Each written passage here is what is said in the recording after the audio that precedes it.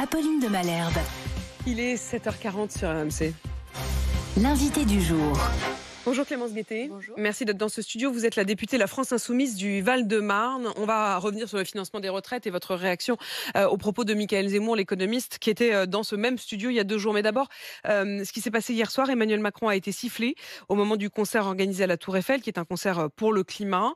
Il y a eu des Macron démissions scandées par la foule. Est-ce que vous soutenez ? En tout cas, on n'est pas surpris. C'est-à-dire que là, il ne peut plus faire un pas dans le pays sans être sifflé, casserolé, chahuté. Parce qu'en réalité, il y a un niveau de mécontentement qui monte. Ça fait maintenant 6 ans. Le bilan est très mauvais, surtout du point de vue de la casse sociale. Et les gens ne laissent pas passer cette réforme des retraites. Je pense que c'est juste le symptôme de ça, en réalité. Et en même temps, on se dit quand même, hier, pour le coup, c'est plutôt un concert qui est pour la bonne cause, si je puis me permettre de le dire comme ça.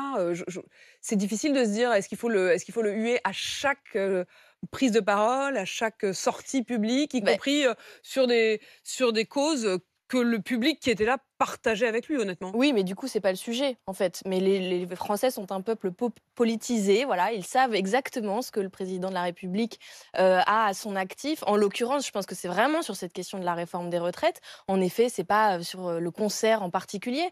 Ça veut dire quelque chose et je crois qu'il doit y être attentif, en réalité.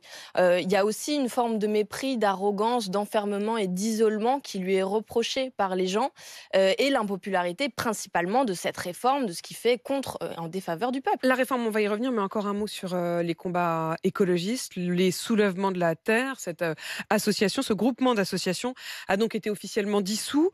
Il y a une bataille judiciaire qui s'engage désormais, mais en tout cas politiquement, le gouvernement a donc annoncé que l'association ne pourrait plus officiellement exister. Vous soutenez cette association, y compris judiciairement s'il le faut. La France Insoumise sera à ses côtés. Bon, déjà, c'est pas vraiment une association, c'est donc le groupement de faits. Voilà, mais c'est un peu inédit, voilà, en matière écologique, la dissolution d'un groupement de faits.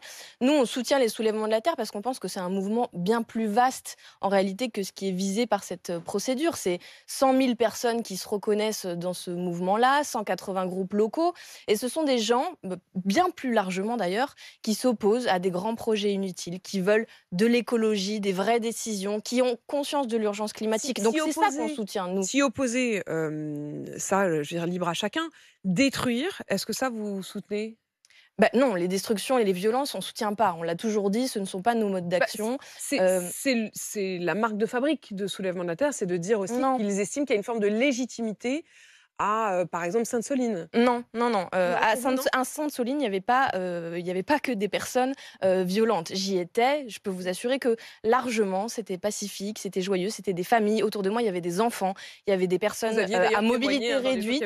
Oui, et je veux dire, c'est ample. Et par ailleurs, c'est surtout la jeune génération, aujourd'hui, qui s'engage dans ce type de mouvement de désobéissance civile. Ce sont des pratiques historiques du mouvement écologiste. Je pense aux faucheurs d'OGM, mais aussi sur le plan social, il y a eu par exemple des occupations d'usines.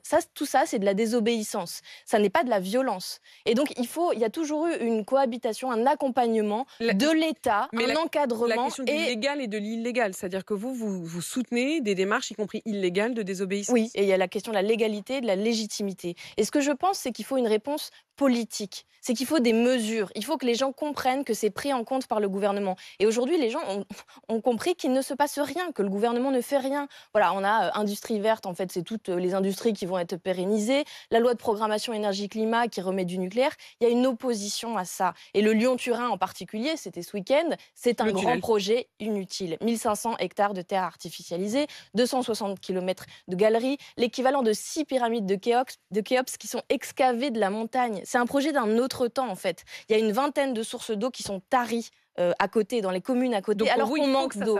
Il faut que ça s'arrête. Il faut voir d'autres solutions. Et il faut écouter surtout la société civile, le mouvement qui s'empare de ces questions climatiques. Clémence Guettet, la réforme des retraites. Je recevais donc cette semaine l'économiste Michaël Zemmour à propos du rapport du COR, ce fameux Conseil d'orientation des retraites, qui désormais a revu ses calculs et explique que la réforme, en fait, ne suffira pas à combler le déficit d'ici 2030, ce qui était pourtant l'objectif affiché qui justifiait cette réforme des retraites.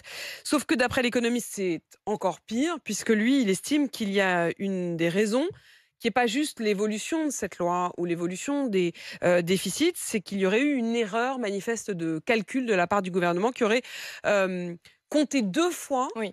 des revenus alors que ce n'était évidemment pas le cas. Il se serait trompé dans ses calculs en comptant 2 fois une recette. Ça vous a fait bondir du côté de la France Insoumise. Vous avez relayé beaucoup cet extrait donc d'Apolline Matin.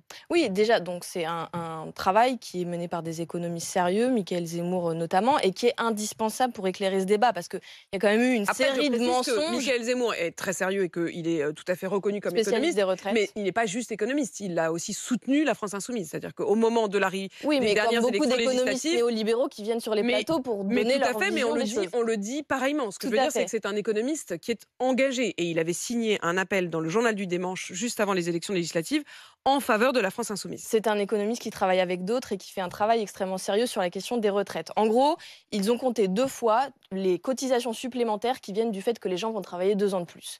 Donc, est-ce que c'est une erreur ou est-ce que c'est un mensonge? C'est ça la première question en réalité. Si C'est d'ailleurs la question que je lui ai posée. une erreur, C'est d'ailleurs la question que je lui ai posée. voilà. Effectivement, est-ce que c'est une erreur d'étourderie ou est-ce que c'est sciemment une manière d'avoir Voilà, une étourderie ou une incompétence, truqué presque ça peut être grave, recettes. mais c'est une chose. Un mensonge et de l'insincérité, c'est autre chose. Et là, on va demander des comptes au gouvernement.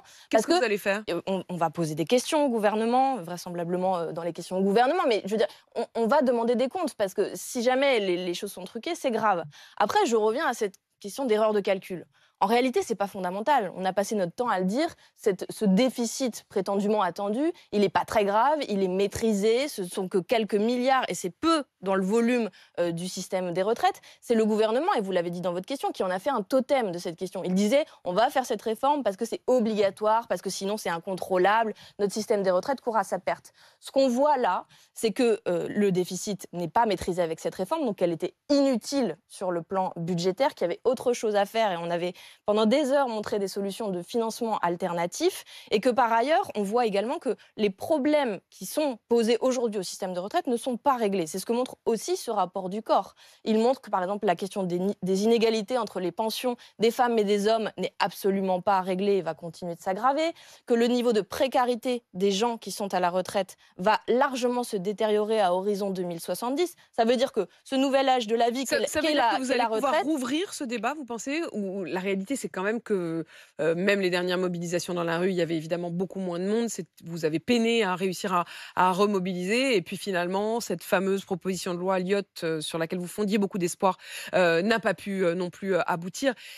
Bon, vous pouvez... Proposition de loi d'ailleurs où ils nous ont dit ça va aujourd'hui coûter vous en trop plaindre, cher. mais ça veut dire quand même que tout ça est derrière vous, que ça ne sera Non, plus que de la politique verbale. Le débat sur les retraites, de toute façon, en France, n'est jamais un débat qui est derrière nous. Ça revient à intervalles réguliers parce que c'est un débat fondamental de quel type de système on veut. Fondamentalement, la question de la retraite par capitalisation, elle est toujours posée, elle sera reposée, je vous mets un billet, par les macronistes d'ici quelques années. Cette question du déficit n'étant pas adressée, ils vont revenir. D'ailleurs, c'est ce que dit le rapport du voilà. corps. Le rapport du corps dit qu'il faudra d'autres réformes. Donc nous, on va continuer également à l'adresser, à continuer de proposer la retraite à 60 ans, d'autres solutions de financement alternatifs, y compris avec des opportunités qu'on a, nos prochaines niches parlementaires. Donc on remettra cette question sur le tapis, parce que fondamentalement, c'est extrêmement injuste. Et dernier sujet que je voulais vous dire sur ce qui va encore s'aggraver, c'est le sas de précarité. Les gens qui ne sont pas encore à la retraite, mais qui sont plus en état de travailler, donc qui sont au RSA, en invalidité, qui sont au chômage. Cette période-là, elle va s'allonger très durement.